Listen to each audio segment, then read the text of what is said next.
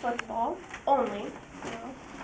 And it's a whiteout, so if you plan to attend, please wear all white, white pants, white shirt, dye your hair white, you know. There is also a new puzzle club on campus, you know, get your brain working, held by Miss Tanksley. Coming up is homecoming week, and on Tuesday is our Powder Puff game, and then the week we have spurt days. Spurt. Spurt? It's a new term going around school. Okay. Spurt days. So, define you know, I don't know how to define that one, but it's in the dictionary, I think. And then homecoming game is next Friday, which, you know, can't wait for all that. And then also on that Friday, we're having our first pep rally. ASB is having the first pep rally, and then we're so very excited. Our homecoming court this year is now all grades. Very excited. And then homecoming dance is on September 30th, 7 to 11. You have it the day after? Yeah. Yeah. Okay. The game gets out too late. Yeah, because the Game game gets out always too late. like goes to like 9:30. Yeah, that's the point. Didn't they get you in the dance and get you out, and then you have a whole weekend to yourself?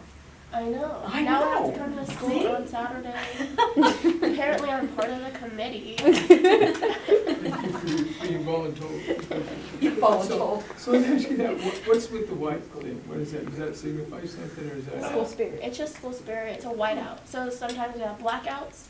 We're having a whiteout. Well, since your colors are red, white with black trim, I know. you need a red out. You know, I will bring that up. I'll write out. Grandma said. Thank you, man. Appreciate that. School reports. Board member communications. Is good? Oh, sure. Thank you for coming. I think we're doing better now that school's kind of more or less under control. But thoughts and prayers with Mexico, and again, Hurricane Maria, she's out there. If your name's Maria, I'm sorry, but she's out there doing damage down in Puerto Rico and over there. So I just don't think our East Coast needs any more rain, wind, you know, that type of stuff. So prayers for them too. So okay, that's it. Thank you. Oh, your picture's in the paper. I just want to say thank you for coming, and hopefully we have continued more sports, like you said, you know, new activities and what have you. And so, thank you for coming, anyways. That's it. Thank you. I echo the same thing. I'd like to thank Mr. Joyce for his coverage of our opening AYSO. Quite fun. And some scary guy got in there. Thank you, I know, John. right there. And my daughter mentioned that. She was reading and started laughing. What are you laughing at? There's some scary guy in the paper. 25 years, when I mentioned that, everybody went, you know, 25 years, oh my God, that's long. I moved here 21 years ago. This Saturday will be the parade, and we're so honored to have as our Grand Marshal is Mr. Kirk, Les Kirk, and that's kudos to us. That's amazing. That's neat. We're grown, so that's nice. Yeah, congratulations for that. And I know you're not from Detroit, but actually I do fantasy football, and that's another story. But anyway, I'm doing good. Anyway, thank you all for coming. And so this goes back on, everybody's back into it, and we're moving and grooving. I'd like to thank the people back there, because when I bring my son over, I bother Mrs. Wilson or Mr. Mason. And it's funny, I'll look for them, they're like, oh, they're not in their office. Oh, they must have known I was coming. No, they're real nice. So we got our new earpieces, that's good. Yeah. So that's what those cameras are for outside in Yeah. front. When he comes in. We see him coming. Yeah, we see him coming in. Oh, the doors are locked, my key doesn't work. Oh. You don't have a key. Yeah, that's true. Yeah. But, and then, so let's talk maybe I have a quick question.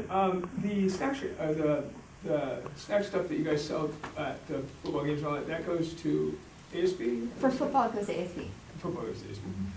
So do you split that with the other, I was just curious, because you just, Not for football, we don't split it. For volleyball and basketball, we're gonna split it 60-40. We'll do all the shopping, setting up, and other clubs can sign up to work it with us for 40%. And then we gave everyone, help me, cross-country, soccer, and baseball and softball. We put up a poster so that they can sign up, and then the whole thing is theirs, and they get 100% of the profits from those. that's fine. And what about, what, there's golf and tennis? Tennis is on that list also. Wrestling? We don't do it, Wrestling. because we don't have Do golf a at our softball campus, so. Why not? I have no idea. What happened? There's no snack bar for tennis. Well, we just started, I just sent the sign up, I just made posters for it last week. So we just started that, that's why there's nothing there, but we don't do golf, there's no golf at our campus, so. That's true. Well, I was thinking that they could participate in the snack bar on campus, and that was part of it. So that's what I wasn't All they have to do is sure. sign up, they just sign up for which one they want, and they can decide to What do to it on help their with. own, or they Okay. can sign up with us, where we do most of the work, and they just get 40% Got it. of the profits. Okay, I was confused. Okay. Mr. Coleman, could we, I mean, just the thought, can junior highs do that with their sporting programs? Could they do something like that? Snack bar? Yeah, or is that way out of? No, we have We have snack bar at our basketball and our volleyball Oh, games. okay. Just so we know if I come. And they have nachos. Yeah, run by They got the the, little guy going around nachos. run by the ASB. Yeah. Some of the other clubs are gonna be sharing in it this year to try to, raise funds for their particular club. Yeah, I think then they see how much that does raise, they go, "Oh, I'm gonna be a part of that," yeah. Again, if I would go, I would probably, would have known that. Thursday and Friday this week, we have a home volleyball game, For sure. so you're welcome to join us. What time is it? It starts at 3:30, and there's 2 games. Thursday and Friday? Yeah. Thursday, I'm probably backwards, because I usually am, but Thursday, I think the boys are home and girls are away, so the boys are at home, and then Friday, it's the other way around, Gotcha. Okay. and that's probably backwards. Check the district website, I'm sure we have a schedule on the district website. Thank you, guys, appreciate that. All right, then, that'll lead off to you, sir. Do you have a report to me? Well, yeah, since you put me on the agenda this time, Yeah. I suppose I asked last time you were here. I know. Not a whole lot to report tonight. The couple of issues that I'm working with the district on early in the year, it's always class size. We've got class size issues at kindergarten, and the district has posted and hired for positions there to try to lower the class size. Although I think we're going to need to look at it some more and see if we don't even need to take one more step there. Another area of issue year in and year out is always the caseloads by our speech pathologists, but that's a very difficult position to fill.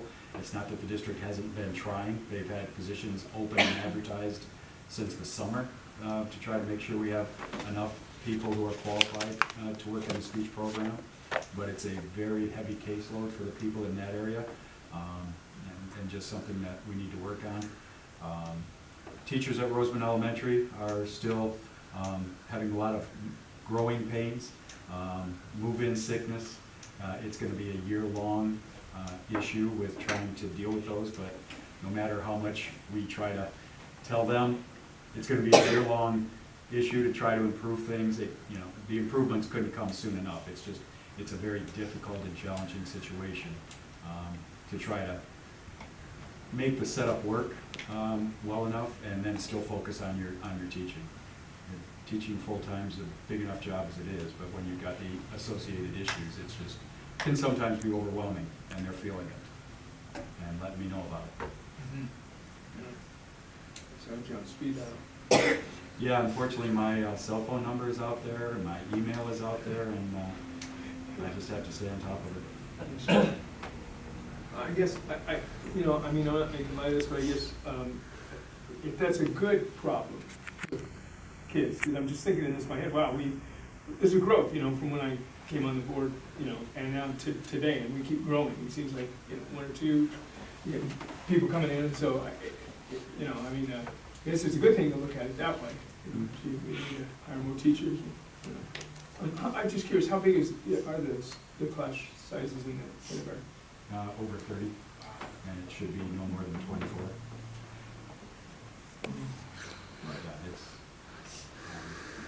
But no, like I said, the district has done what they're supposed to do. They've been very proactive on it. They've advertised.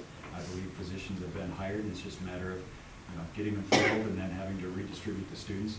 Obviously, redistributing kindergarten students after the beginning of the year is, other than special ed, is probably the worst areas to have to do that with. But you never know how many kindergartners are going to show up. It's the hardest grade level to plan and project for. And you don't want to start with too many teachers because you can't go backwards. You can't go the other way once you've hired and contracted with people to work for the year. So you have to start lean, and you start with heavy class sizes, and then you have to adjust, which is difficult. Thank you. Thank you. All right, comments from the public? Now, do we have any? No comments. Superintendent's report, Mr. Wade? Just a few items. One is, speaking of Rosamond Elementary School, so our building G has had limited classrooms in it because the middle dividers have not been there. They were on back order. They're in the other classrooms, but they will be installed on Saturday. So starting next week, those classrooms that are not occupied we'll start moving those teachers in, on those classes in there during the week, and get them all set up on the main campus, which will be nice for them to be on the main campus. Speaking of kindergarten growth, just to give the example of what Jim was talking about, so on Monday we're opening the new kindergarten class. We're opening it with a long-term sub, since we've gone through 2 sets of interviews for kindergarten teachers and neither one got us excited to hire anybody. So we decided to go with a long-term sub that has subbed and that all the teachers at kindergarten have approved. And even with opening the new class, with the long-term sub, our numbers will be 27 or 28 in each class. That's with the new class being open. So right now they're well over 30 in each class. They're like 32, 30, yeah. So we have to start addressing that also. That's what Mr. Coleman was referring to. But that just gives you a better scope of, even with opening, we still, if you're looking for silver lining, I guess, to it, is that when you have that kind of growth in the early grades, kindergarten, first, second grade, that's a growth that stays with you, if obviously the families don't move, but I mean, that's a unique growth that will be with you for, the next 14, 15 years as they kind of go through the system here. So, which is good to have that growth in the early, but again, when it's in kindergarten, you can't predict it before it happens, and when it happens, you're scrambling for it. But we're doing our best to address that. And the caseload, one of the things you're approving tonight will help us handle the caseload in the speech pathologist. As we look at the speech pathologist intern, I guess it's not on this one. Was it on the last one?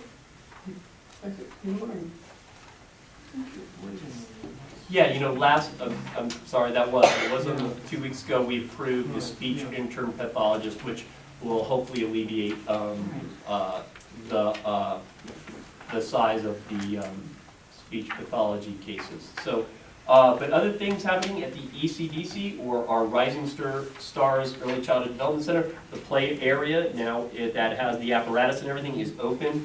We will be blocking it off a little bit. We have to redo some of the fencing in the corner there, on the corner, and we'll be working on the middle area. We're giving catalogs to the teachers to look at the types of little play apparatuses they can order. The older apparatuses that are in the sand area will be removed. And then the last part will be actually the concrete area with the shade structure, and that'll be the last thing. So between now and Christmas vacation, between the end of the calendar year, we'll be working on that area for them. And then in January, we'll actually start in the classrooms, because we'll have those certain classrooms open, and we'll start renovating those classrooms on that side. So we're real excited about that. And some of you who've been at a lot of our board meetings have heard about the $7 million in bonds that we have been bringing to the board for approval for sale. We got our commitments for sale today. The bond will be closing at the end of this month and will be funded at the beginning of, I think, October 3rd or 4th. We'll actually receive the funding for the $7 million. So that's great news. Thank you to Eric, who while I was out today, oversaw the sale of those and got us a really good interest rate. And last reminder is this coming Wednesday, September 27th, is a 27th, right? Is a PD day, is a professional development day and a non-student day. So hey, non-student day, you gotta be happy about that, right? So so it's a non-student day and it's a professional development day, and we're looking forward to that. And that's all I've got. Aren't you happy about that day, Mr. Kirk, for doing for the mandatory? I'm just curious now, with kindergarten, are there, do we have paraeducators in there? Yeah. And I noticed when it seemed like there was I wondered to the person, hi, how you doing? Some, but there was a lot in there too, Ms. Rosamond. It just seemed like, because each classroom I noticed had a helper or a paraeducator or even a parent in there.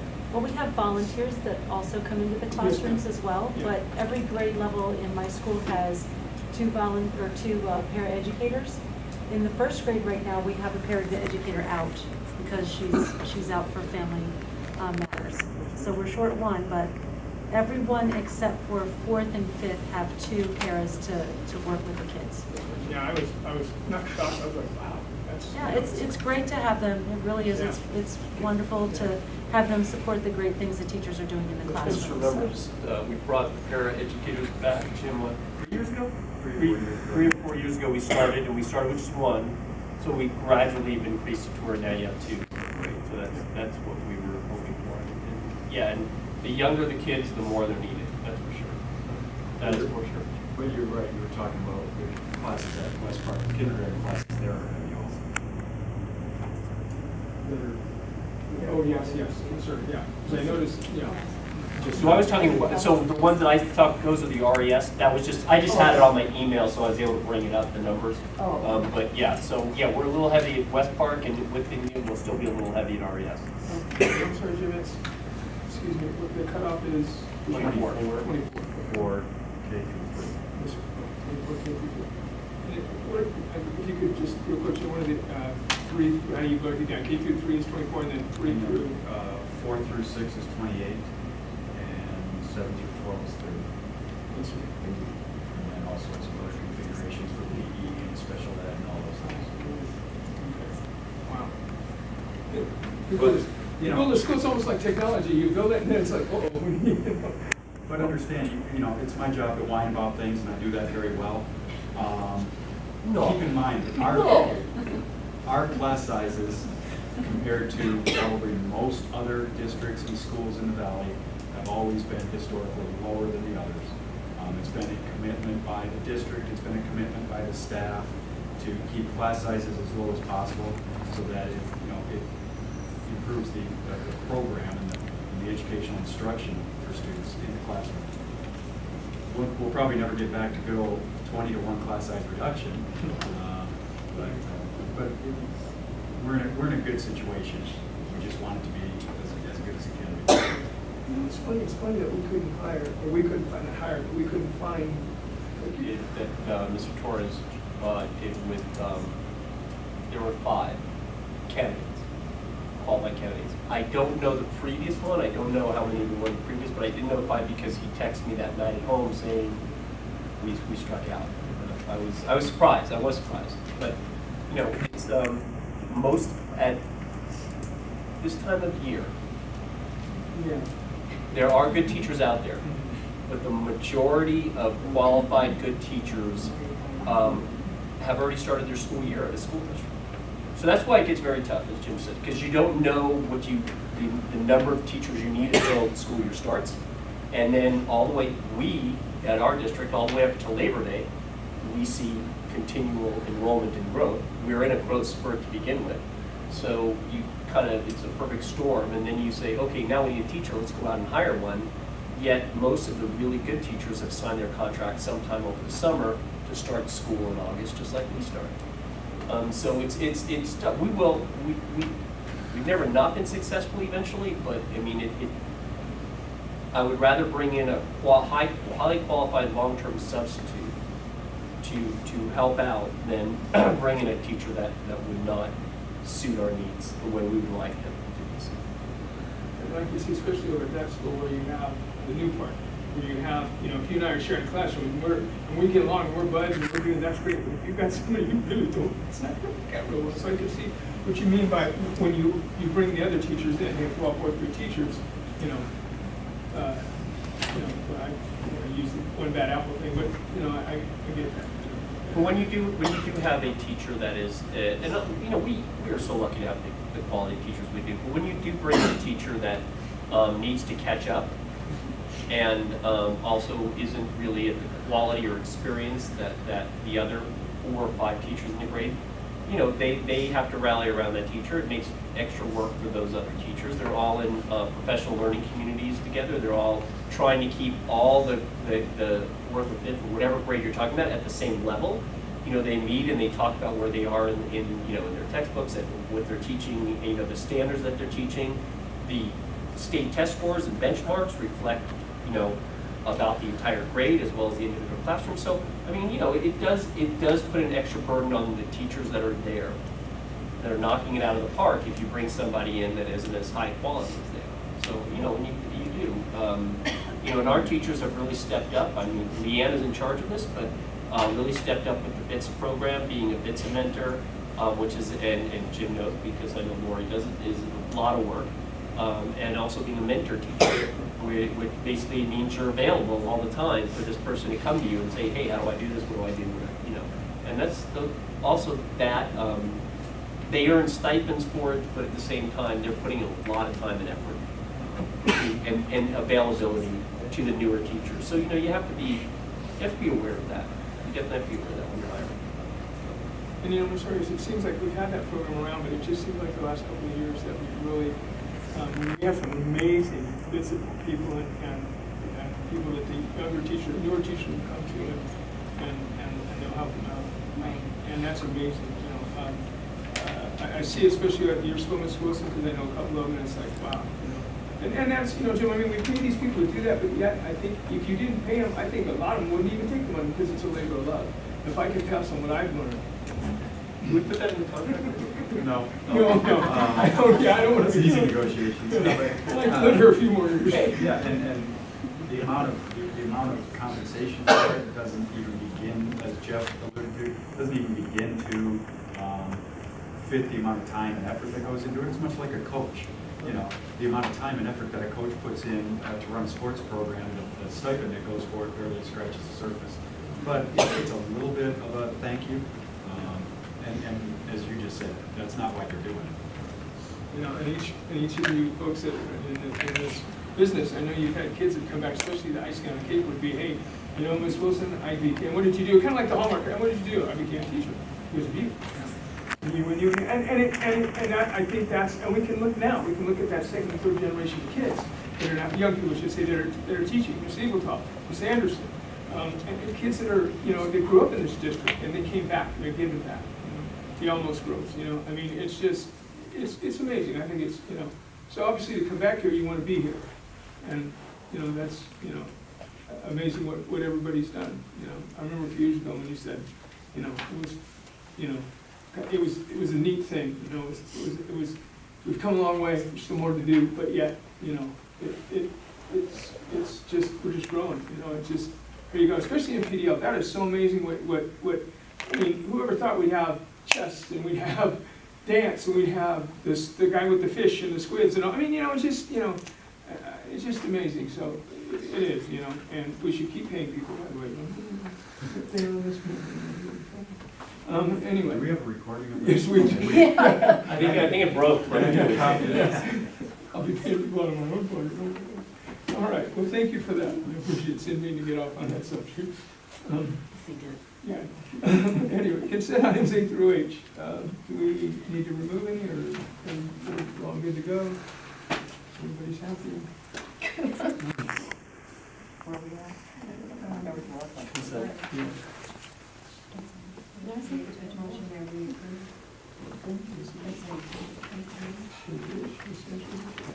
You said that before? Yes. All right, all in favor? Aye. Aye.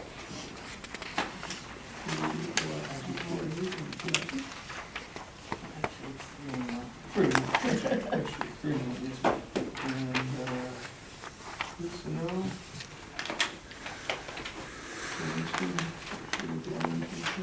No, sir, just stated, please.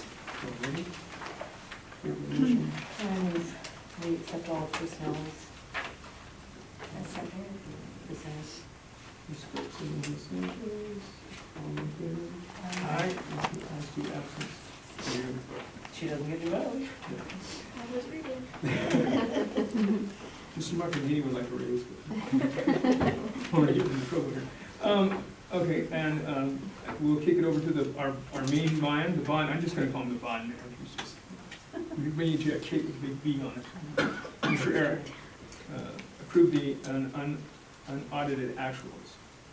No, want me to take it? Is that you? And I'm sorry. I'll do Yeah, it it's when you. you do the gavel on it. So, unaudited actuals, just a reminder, so unaudited actuals, every year we start with a budget, and then at the end of the year, we actually have what actually happened. That's what it's called, unaudited actuals. And it's called unaudited actuals because our auditors don't come in until November. So they're unaudited actuals until the auditors come in, then they're audited, and we get a presentation in January from Jeanette Garcia and our team. So going to review what happened in a few of our funds to give everybody a good idea of kind of where we're at. So in our revenue, our revenue area is funded by our ADA, which we get approximately a little over $10,000 a student. We budgeted $32,200,000 as part of our unaudited, our ADA, you have it? Yeah. Here, so we have extras. Yeah, no. The one from the board has little notes on it Yeah, I did. that I penned. That's okay. Yeah. So normally we're between 94 and 95% as a district as far as attendance goes. This past year we dropped down between 92 and 93%, and that cost us a little over about $1 million. So we came up about $1 million short in our revenue from the state. In addition, federal revenues were down a little bit.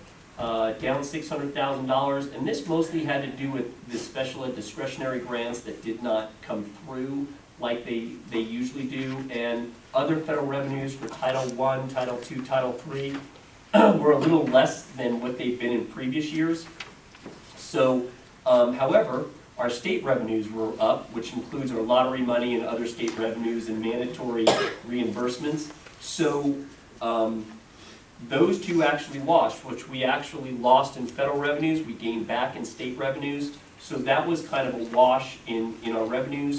And then our local revenues were up, and that's our property taxes, local property taxes and sales taxes that we get.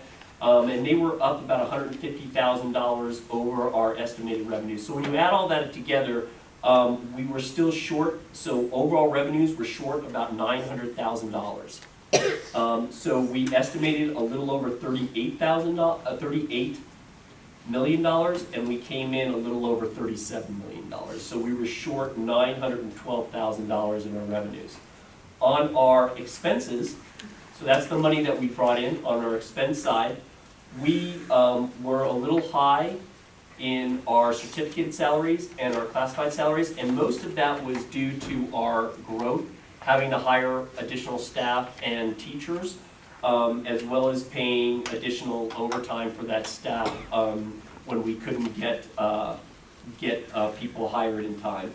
The interesting thing about growth is that when we do our estimations for a year, or we budget a year, we tell the CDE, the California, what we're doing. We say, hey, we think we're going to be at 3,500 kids, 3,600 kids, 3,700 kids. And they say, oh, that's great, okay, we'll pay you at what you say you're going to be at. And then the following year, we get adjusted. We will be adjusted for our growth in this previous year, March of 2018. So we spend the money almost a full year ahead of when we get shored up. for that money. Now, you say, well, Jeff, why didn't you estimate your growth? We did estimate growth. Eric did a great job estimating growth, but we always try to be a little conservative with that. But we grew well beyond anything that we thought we were gonna grow. So we have some extra expenses this year that obviously we'll be shored up for next year. And employee benefits were very high. Just to give you an idea, employee benefits, so we have employee salaries that add up to around $23 million a year. So we pay out to our employees $23 million a year. In addition to that $23 million a year, we're paying $10.4 million in benefits. So if you really think about that, you say, gee, our teachers and our staff make we pay out $23 million a year. But the real shocker is that an additional $10.5 million have to be paid out for benefits. And that's health and welfare, retirement benefits, workman's comp benefits, taxation and stuff like that, which is an incredible amount of money. In our books and supplies, we actually were under budget. And also, we were about even with our total services. We transferred approximately $400,000 over to our Fund 13, which is our cafeteria fund, to pay for all the free food that we give our students. So overall, our total income was $37,140,000. Our total expenses was $37,260,000. So we were a little upside down, and we took a loss for the year. And then in addition to that loss, if you add in the $400,000 that we transferred to Fund 13, our total is found on page 6, if you're following, sorry, is probably the best page to look at overall performance. Revenues, $37,140,000. Expenditures, $37,261,000, which is a loss of $120,000 for the year. And then we transferred $400,000 to our Fund 13 to pay for the food that we don't charge our students, which means an overall loss of income of $538,000 for the year. We had a beginning reserve balance of $2.1 million, and we are at about $1.6 million in reserves, which comes to about 4.28, 4.29 in reserves. And we really want to be between 5 and 6% in reserves. So we're a little bit lower than we should be, so we're going to do our best this coming year to make up for that. And hopefully also being shored up for our ADA will also help us with that. But Eric and I are going to be working very closely together to kind of get us back above that 5%. We really would like to be 5.5, between 5.5 and 6%. So, overall, even though we had a loss of $1 million in revenue, I think that the fact that Eric was very, very conservative with his estimates and his budgeting kind of made it so that even though we took that loss, overall loss was very minimal. In adult education, we funded a grant of $600,000. So the following page, it says page 1, adult education. So we don't really have any income for adult education. In other words, adult education doesn't earn any ADA. However, we are funded through grants from the state of California. So you can see that we had approximately $563,000 in teacher salaries. And that's, adult ed also includes CTE, by the way, which used to be commonly known as ROP. It's all funded together. So that's $560,000 in certificated salaries, another $50,000 in benefits. We have about $60,000 in supplies. So total expenditures for adult ed and CTE and ROP was about $683,000. And then if you turn the page to page 2, you can see that wonderful $600,000 grant that we received. And that basically shored up all of our expenses. So when we're funded in adult ed, CTE is really funded mostly by grants. And we are part of a cohort with AV Union High School District and the AV College and ourselves, and the three of us continually apply for grants in order to fund our adult ed and CTE operations. So overall, we had revenues transferred from our Fund 1 of $81,000. We also had expenditures of $683,000 with an additional grant of $602,000. So we basically operate this fund to break even, which you can see it broke even. The beginning balance in the fund was about $50,000 and it ends about $50,000. Cafeteria fund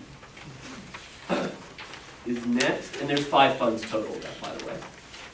Cafeteria fund, you can see the total revenues was $2 million. So between what we get paid or reimbursed from the state and the federal government, mostly it's from the feds, by the way, that do food programs, we, as well as our food service sales, which is kind of the canteens and the, the chips and stuff like that, we got about $2,020,000. You can see that salaries for food service staff was $700,000. Employee benefits was $273,000. And if you go to page 2, you're going to see under professional services, consulting services, and operations, about the middle of the page, a big number, $1.4 million. The reason for that big number under that is just so that you know that we buy everything through Sodexo, and they're a consulting company, so that's why it's not foods. It's not, you don't see it being bought as food. It's all encompasses in one. $9 million in expenses.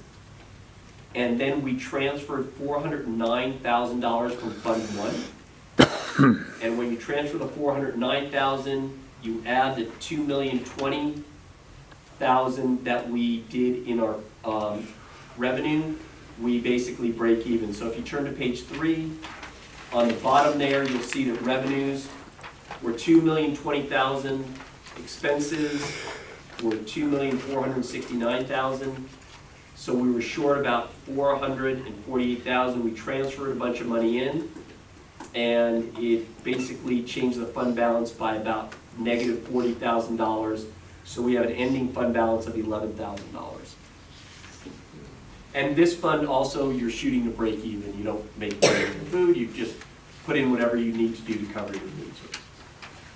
So the next page is called deferred maintenance. We don't do deferred maintenance anymore. That stopped in 2007.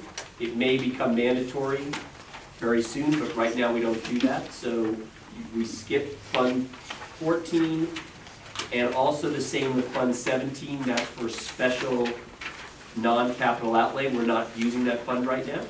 So you can turn 2 more pages and you'll find it's called the building fund, page 1. So I'm going to, the building fund is our bond proceeds. This is called a construction fund.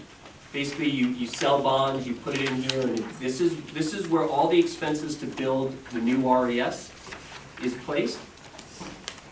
And so you can see that we earned about $150,000 in interest besides the actual bond proceeds, which is good.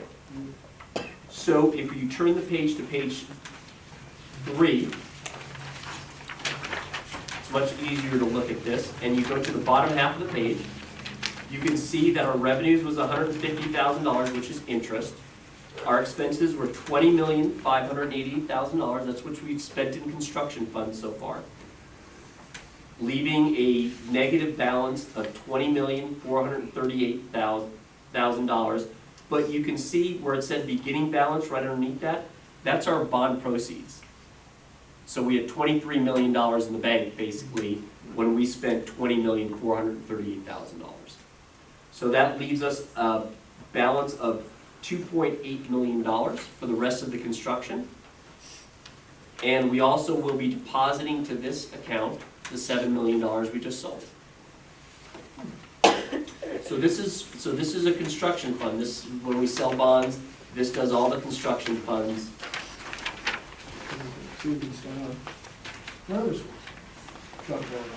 Well, just to remind the crowd, we have $86 million pending in bonds. that come directly from the state through hardship. And as soon as those are funded, we'll start construction on Mr. Quellman's classroom. Heck of a classroom, sir. Mine's fine. Let other people have. Following page after that is Capital Facilities Fund 25. This is a facilities fund. It's called Facilities Improvement Fund. So when a person builds a house, we have all this new home building, or has some sort of construction, whether it's commercial or residential, they pay a fee to do that, and that fee is a school fee, and that gets deposited into this account. You can see that we have $412,000 in fees charged to people building in our school district area. So people always ask, and I get calls on this, why do we charge these fees? Well, when people build houses, it's called an impact to the school district. In other words, we assume that there'll be children in those houses, and those children have to have a classroom to go to school in. So by construction companies building in our district, they're actually impacting the school and forcing us to improve our facilities or expand our facilities, and that's what these fees go to. Eric pointed out, I think earlier to me today, that a lot of these fees pay for the portable classrooms that we have. 7 new ones at TMS, 5 new ones in addition at West Park. So that's what a lot of these fees go towards. Rental of portable classrooms and the installation of those rental units. We spent approximately $676,000 in improvement this year. You turn to the last page. On the bottom half, you can see that we spent about $264,000 more than we had in revenues, but we had a fund balance of over $500,000. So we spent down some of that fund balance. We expect to have a large amount of developer fees again this year. We kind of budget to what we did the previous year. And that's all the activity for all of our funds. Growth is great, but it also is expensive.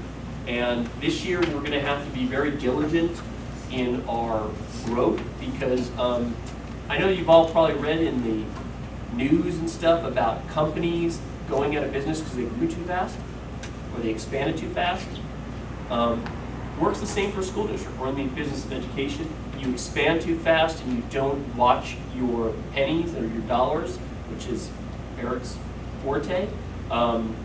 You end up expanding faster than you can grow, than you have the money capability of growing, and that'll hurt the bottom line significantly. So this year, we now know the growth is coming. It's not a surprise to us like it was last year, because if you remember last year, we didn't start growing until November. So that was kind of the surprise. So this year we are anticipating growth, and with that we're also anticipating understanding what that does to our balance sheets and making sure that we properly prepare for that. And so one of the themes that a lot of my administrators have heard in all of our meetings is be efficient, watch your budgets, don't be surprised if what you ask for gets turned back with a no. So. I'm just curious, in the bill report you present to Divide the Land, is there a timeline where they have to say, hello, school district, Mr. Jones, this construction company, we're going to build? They pay this to the county, so when they go to the county to get their permits, they have to pay the fees then. So they pay the permits. For residential, it's over 400 square feet, right? So anything over 400, construction over 400 square feet, they're paying around $7 a square foot. Commercial buildings pay from square foot 1, and that's about 50 cents, Eric? 55 cents. 55 cents a square foot. Obviously, commercial is to support the residential, and commercial is less because it doesn't directly impact the school district like a residential house. But residential includes apartment buildings, even though it's a commercial complex. Technically, people live there, so they have it's a residence, so there's residential fees there. So That's right. No. they're commercial. They're commercial. Okay, I said correctly. Thank you. So yeah, so 400. We're hoping another 400,000 this year. I mean, it's good, but it's expensive to. We don't like portables, but it's expensive to expand. It's actually a fellow that's from RHS that said, got a portable, and now he says these are good. Used to be portables were bad, you know, you had a year, you gotta get rid of them, and now. We're in a portable right now. Right, portables are good. Yeah, my office is portable. I mean, you know, it's their quality. I think that we're challenged on the infrastructure of portable. I think that there are, I think nothing can replace a regular constructed classroom, but these are very good. I mean, compared to what portables used to be, these are great, but I still think that a regular constructed classroom, the infrastructure of a classroom, is probably the best learning environment. Portable restaurants are pretty good. You know, Ms. Wilson, that you got. Ours is really nice. Yes, ma'am, it is. Yep. Thank you, sir. So you just need to approve the unaudited action. Yeah.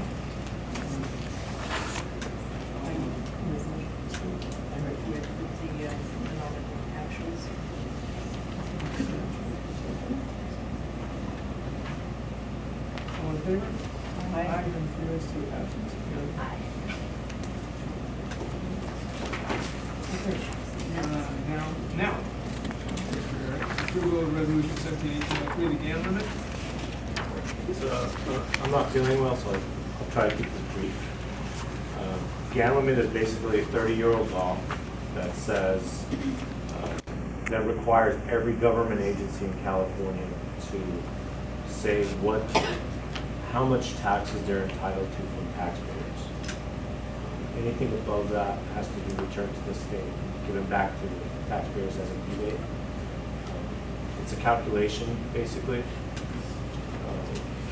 We didn't get more than we're entitled to, so we don't owe any money to the state.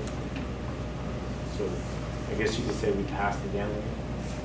In its 30 years, no one's ever paid money back to the state. Yeah.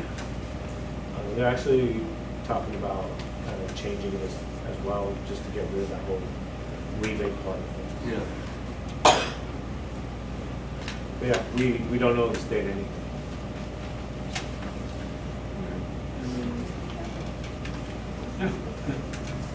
We have a motion to approve that.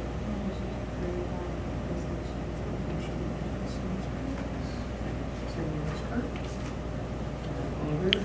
Aye. Aye. Approve change order number 007 and 008 to original contract with Towards Belmont Construction for the elementary school. So all of these change orders that are included in this were originally approved by the board as proposals. So we brought them to the board as proposals. However, missing from those proposals was the actual letter from the architect that changes the contract to the construction company. We, in our auditing, our business department did a really good job finding change orders since we're at the end of the school year, finding change orders that did not have the documentation to change the contract. And so just to be diligent, we're bringing those change orders back with the proper documentation to the board. Even though they were approved as a proposal, we're bringing them back as part of the contract, an actual change, right? An actual change order letter. So we're asking to reapprove what you guys have already approved, please. We all looked at this and we all went, wait a minute, this is something. And Sanchez and I, we've seen this, I think. All righty. We have a motion? On approve change orders. Motion by Ms. Kirk. Second by Ms. Sanchez. All in favor? Aye. Aye.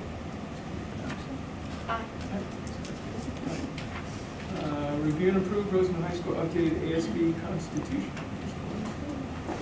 So, and those from the ASB can always correct me in this. So every ASB, an ASB has a constitution over their bylaws. These bylaws can be updated by the actual ASB members. However, one of the requirements is that the ASB constitution, if changed, comes before the board for review. The review really has to do with making sure that no CDE regulation is being broken. with the change to the Constitution. I reviewed the Constitution, we made some changes, actually, we made some changes to it to make sure that everything not only, excuse me, didn't violate any CD regulation coming to the ASB, but also was operationally relevant. In other words, it's what we do today. It's not, you know, antiquated in kind of how we do it.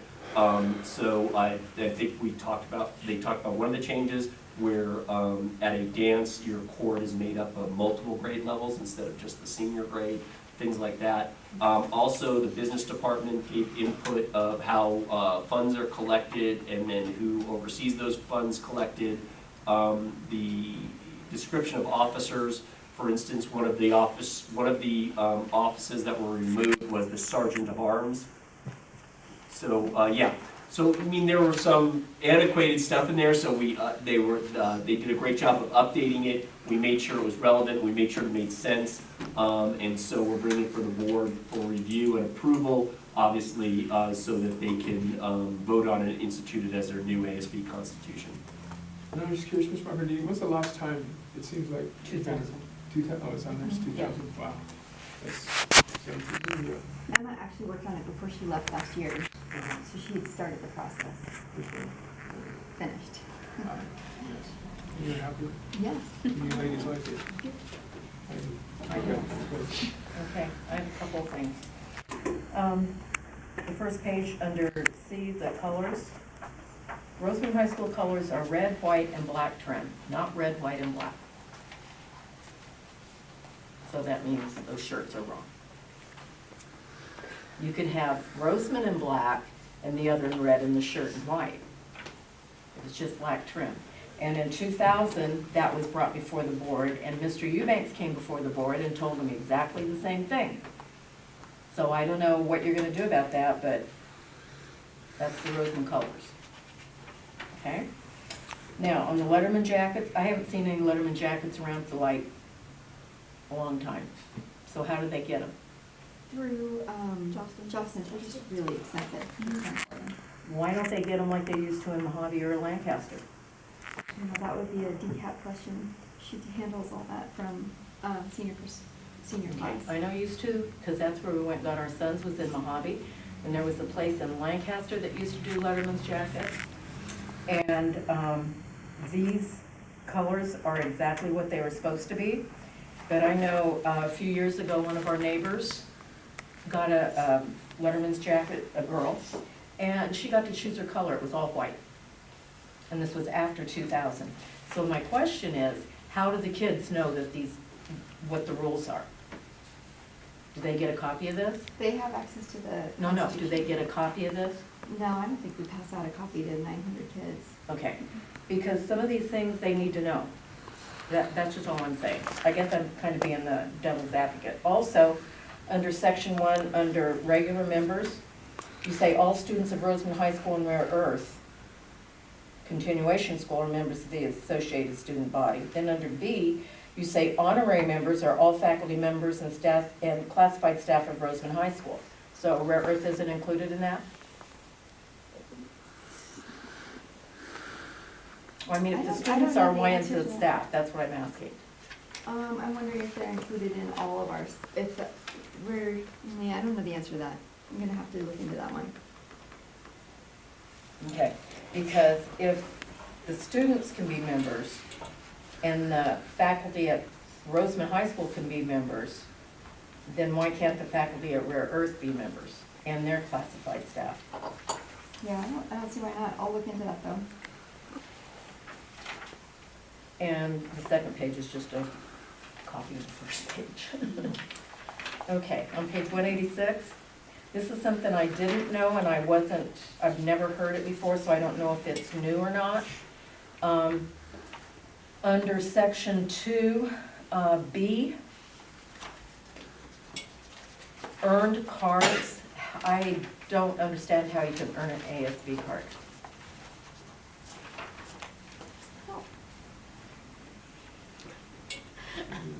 Well, I mean, it says students who pledge to earn their ASB card are honorary members for 2 weeks. What does that mean, earn their card? I can speak kind of on that. The Miss Vigil, when she was ASB, she would give ASB members cards. So I'm guessing that's what that is. That's probably We what don't it have is. that anymore, but that was, Similar to a student ID. it was our own ASB card. Right, but don't you buy an ASB card? We don't sell those anymore. And I talked to Miss Reader about that, and she said they. So if a student goes to a game and they have an ASB card, they don't have to pay for it? Well, no, they have their student ID. They have their student ID for that. They don't have to. Miss Reader said they used to do ASB cards, but no one was interested in them. Nobody bought them, and so they've done away with them. Okay, that's what I was wondering, because I think on some paperwork I saw that if you wanted to buy a year-long, I think, I'm trying to remember. Oh, Yeah, that's different than the ASB Yes. card? Sports pass. Okay, because it had students on there. Mm-hmm. So that would be students not in the high school? No, that would be in the school, but nobody was buying them, is the problem. And so, No, but okay, what I'm asking is, my son and daughter-in-law just filled out the form. They paid $100 each for a sports pass. On there, it also said about students. They weren't gonna buy a student pass because their students are in sports. right. So you're saying though that an ASB card gets you into sports free? Student ID, no, it gives you a discount. Yeah. The student ID gets you, Student- it's the ID, so Student ASB ID. card, there's no They're out such the thing. door. No, there's no such thing. Okay, so this needs to be stricken from here. Okay. It sounds like you need to go back over this. This isn't all correct, because you said that this was before and it's not anymore. And you seriously need to think about the colors and the honorary members, see what's happening with that.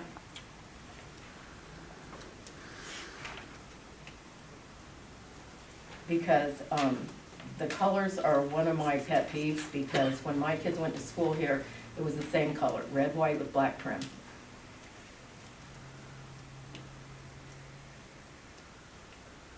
And I've actually seen uniforms that don't even have a speck of red on them.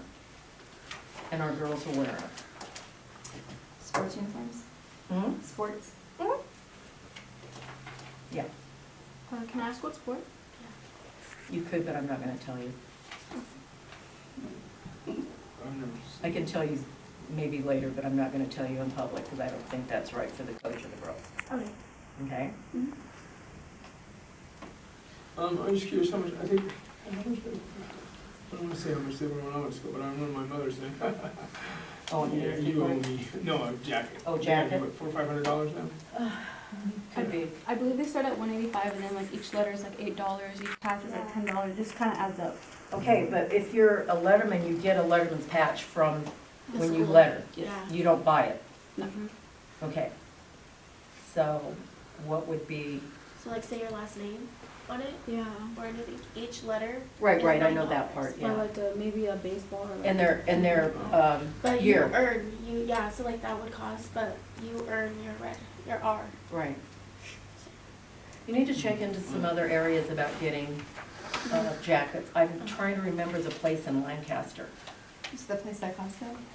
Pardon me? The sports store by Yeah, Costco? okay, wait a second.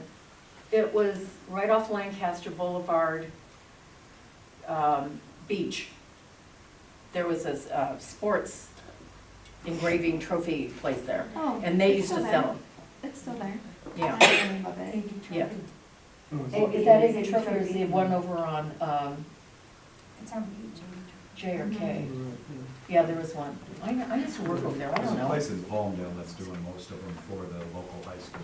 There's one in Palmdale? It's on Avenue Q. I'm finding out how much we paid for our daughters. And how the See, I cheapest- knew you were worth something sitting back there. You've got no idea Information. how much I'm worth. I know when a student in Cal City, when I was a kid, they were $165, $175 a couple years ago. From where? Someplace here in Palmdale or Lancaster. Okay. So, I mean, I don't think you're gonna find them. No, well, no, because I know they were over $100 when my kids had them, and that was in the 80s. Yeah. Yeah, So- I was just really, I thought it'd be a lot more than that, so, I mean, that's. Well, I think that's just, again, the basic Right. starter, and then you have your other costs, so, I mean. Right, that's- you have to add the, yeah. It's a financial issue with a lot of kids. So Oh, we didn't hey, have a lot of my garbage, kids but- got them for Christmas. Yeah. They knew they were getting them, but that was their Christmas present. So, you know, I think they're junior year. But, yeah, so, we need to find that out. But, and like I said, you might wanna go over a couple of these things. I didn't go over all of, I mean, I did go over, but most of it I understood. Those were the couple things that I didn't understand. So if those things aren't, you're not even doing them anymore, then this needs to be changed before, I think. Do you want to table it, or do you want to? Yeah, you should Yeah, table we it. just I would table rather- it and yeah. come back with the Table corrected, it. Okay. just with the meeting, you're all good with that. Sorry. All right, so, I mean, if we we're gonna, move to table. over 17 years. Okay, do we need to move to table that? Okay, I move we table.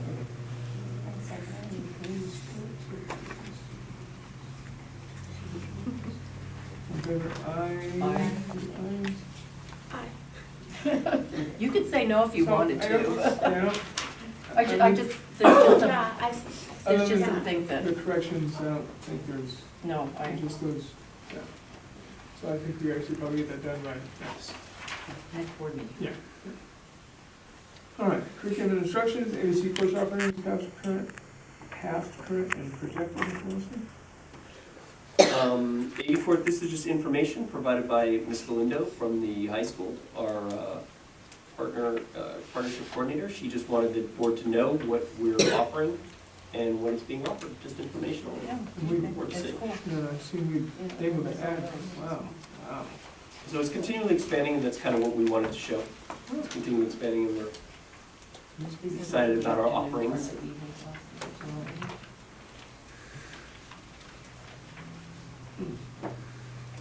What? Oh, okay. Okay, before we adjourn, I want to just address the colors one quick time. The reason that we have the red and white is because Antelope Valley High School, where everybody went before, I graduated from there before Rosamond opened, their colors were red and white.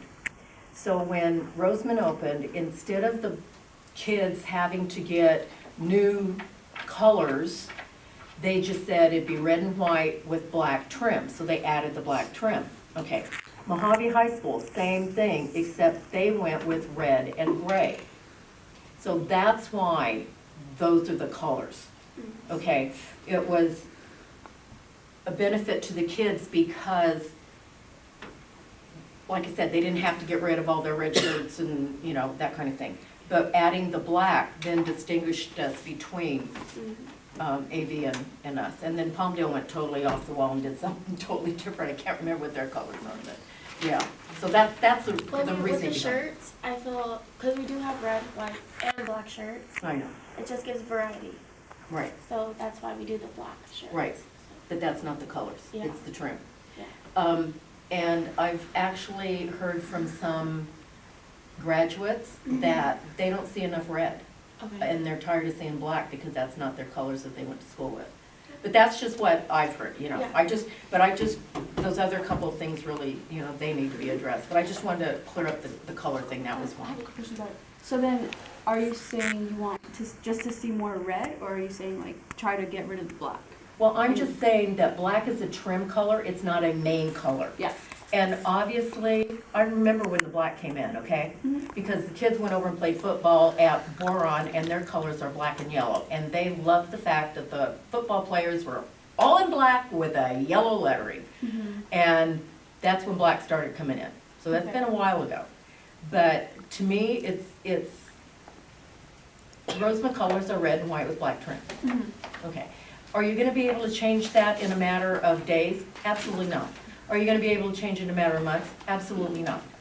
But if you're the ASB and you're overseeing what is supposed to be done, then you're not gonna have athletic teams that are all in black with red. Mm-hmm. You need to, well, one of the teams that I can think of right now is, my granddaughter's on it, the JV volleyball team. Mm-hmm. Now, when you look at that, that's Rosamond colors.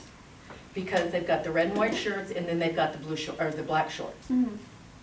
That is basically what is happening. And don't get me wrong, I understand the black. Yeah.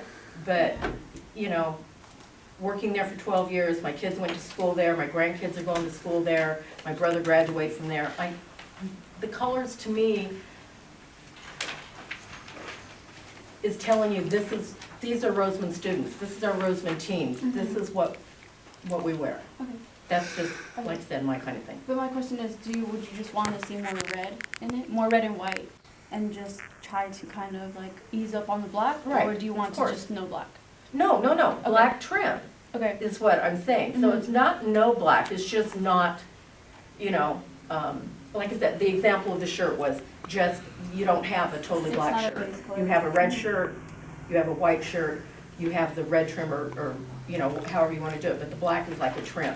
More like what you've got on with the black on there, that kind of thing. Okay. Okay, that's just, and those are examples, and like I said, don't get me wrong, I understand where it came from, because I was there, but if you're gonna get back to the original, the way it's supposed to be, that's just all I'm saying, you know, and it's just something that, you know, you guys need to talk about.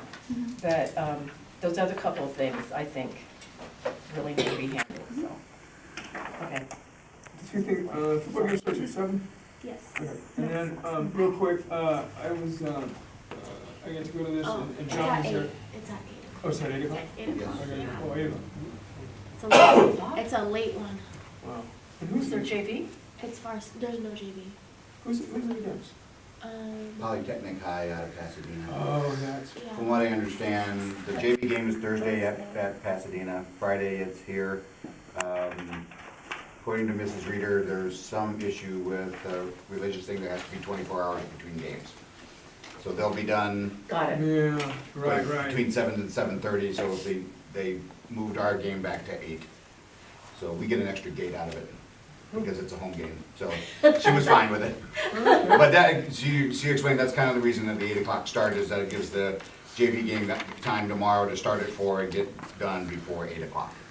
And then they'll start, some has to do with some kind of religious issue Yeah, right. for them. There has to be 24 hours between games. And then, real quick, I was with John Thursday, Wednesday? We're at the RCSD, the sheriffs came back. They never left, they didn't leave, but now they're a presence here. So they're over at RCSD, they're running and so we'll have a presence again, which will be nice. And there's We lots of have them highway before. patrols out there too. Yes, yeah. So, and it was, you know, Youngblood was there, and he, when I made him say that they left, he corrected me and said, no, we've always been here. I said, yeah, so now we'll, you know, and the only thing is, it's traffic, you know, but it'll be nice to have, you know, them here, and I know Ms. Wilson's got good rapport with the nice people from the highway patrol. I met that nice lady, I met her before, but we bumped into each other. It's been really supportive. Yes. Of Oh, yes. both elementary schools, I'm sure. Yes, ma'am. Right. Okay, thank you. Let's see, adjournment, Ms. I? All right. She's not even on here. Oh, she's not. I'm not. Your name's not on here, but you can Well, vote. we'll circle her down there at the Yeah, bottom. yeah, there we go. You want a second this? I'll say. Time's at 8:30. How's that? All in favor? Aye. Aye. Aye. Okay.